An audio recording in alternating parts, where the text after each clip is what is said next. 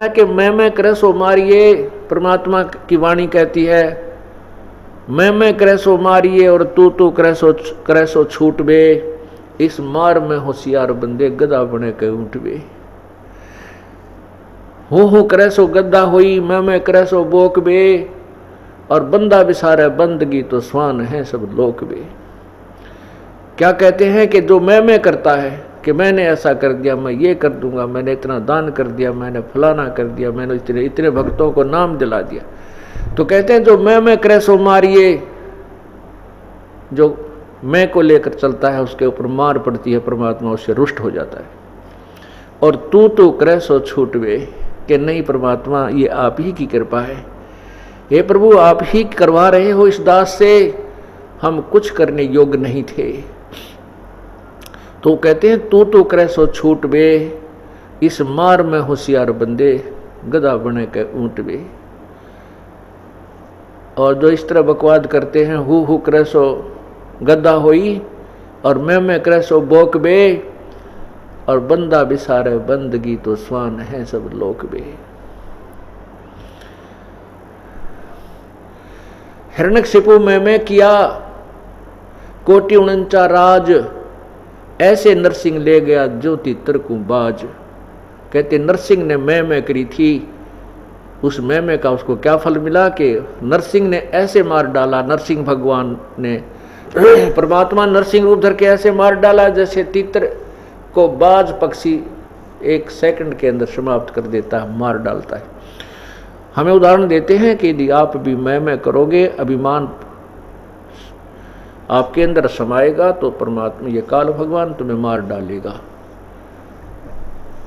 क्योंकि प्रभु अपना हाथ उठा लेगा तो काल फिर सिर पे मंडराता ही रहता है जीव के। सत्संग में आने से जीव को लाभ, बहुत ज्ञान होता है, लाभ होता है। कहते हैं संत मिलन को चालियो दिन में कई बारे, आसौज के मेह जो ये घना करें उपकारे।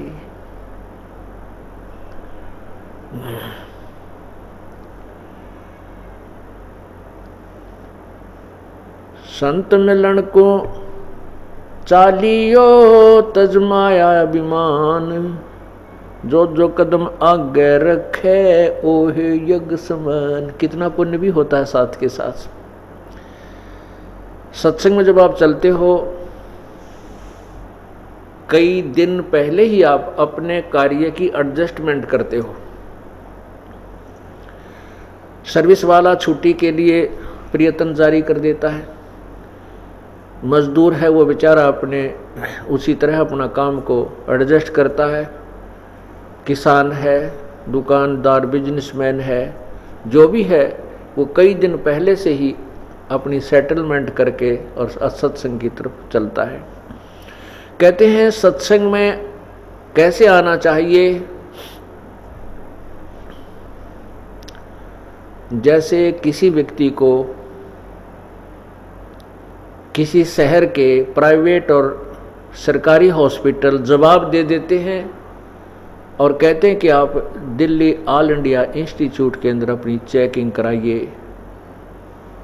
वो ज़्यादा संकेत नहीं देते, ज़्यादा डिटेल नहीं देते कि कहीं ये घबरा ना जाए। तो वो समझ जाता है मरीज कि बात बिगड़ चुकी है। वो चाहे कितना बड़ा अधिकारी हो, चाहे वो कितना बड़ा सेठ हो, चाहे वो कितना बड़ा अधिकारी जैसे कोई मंत्री या प्रधानमंत्री भी क्यों ना हो, चाहे राष्ट्रपति हो, जब उसको ये पता चल जाता है कि आपकी बीमारी कोई भयंकर हो सकती है, उस समय वो हॉस्पिटल में जब जाता है, उस समय वो भूल जाता है तू कौन है। उसको ये याद नहीं रहती तू बहुत बड़ा सेठ है, या तू बहुत बड़ा अधिकारी है, या तू राष्ट्रपति है। उसको उस समय अपनी बीमारी याद रहती है और उसकी गिग्गी बंदी रहती है कि हे भगवान रिपोर्ट में पता नहीं क्या आएगा, रिपोर्ट में कहीं कैंसर तो नहीं है, रिपोर्ट में कहीं एड्स तो नहीं है, रिपोर्ट में कहीं और ऐसी भयंकर बीमारी ना हो। तो उस समय उसको जहाँ भी डॉक्टर लेटने के लिए कहता है वो लेट जाता है। बाहर बैठकर वेट करने के लिए कहता है तो चुपचाप वेट करता रहता है, रिपोर्ट की इंतजार करता रहता है। और उसमें उसको कोई अभिमान नहीं होता, ना पद का, ना पोस्ट का, ना उस माया का। पुण्यात्माओं, जब आप इस सत्संग, ये सत्संग जो है, इसमें कई प्रकार का ट्रीटमेंट होता है। ये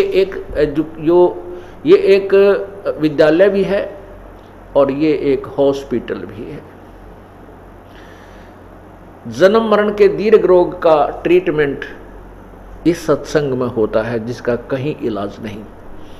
और अन्य बीमारियों का इलाज तो परमात्मा फ्री में करता है, वो तो कहना ही क्या है। डॉक्टर लोग भी जब कहते हैं कि भाई अब तो भगवान ही रखवाला है, जो हम दवाई दे रहे हैं ये भी अब कार्य करना बंद कर चुकी है, इसका परमात्मा ही। इससे आगे तो यूं कहा करें, राम का नाम है, अर्थात सर्व प्रयत्नों के उपरांत भी परमात्मा ही आगे होता है, उसी की आवश्यकता हमें होती है। तो जब आप सत्संग की तरफ चलते हो, सत्संग में आते हो, तो आपका भाव उस दीर्घ रोगी की तरह होना चाहिए, जिसकी अभी रिपोर्ट खुलनी शेष है, उसकी बीमारी का पता लगना शेष है, उसकी कैसी स्थिति होती है। इस दृष्टिकोण से आप सत्संग में आइए। आपको जहाँ भी बैठने का स्थान संकेत मिले वहीं बैठ जाइए। जो भी खाने को मिले भगवान का एक दास बन के उसी को खाइए। जिस प्रकार भी यहाँ कोई सुविधा या असुविधा हो उसकी मन में बिल्कुल मत लाइए। और कितना बड़ा अधिकारी या कोई सेठ या उच्च पोस्ट वाला है या कोई गरीब अमीर जो भी है, यहाँ एक बहुत ही अधीन रूप में उस बीमार की तरह यहाँ पर आना चाहिए। तो इस तरह आने से क्या लाभ होगा, इस तरह न आने से क्या हानि होगी। संत मिलन को चालियो तजमाया अभिमाने, फिर जो कदम आगे रखे है ओ हे यज्ञ समान।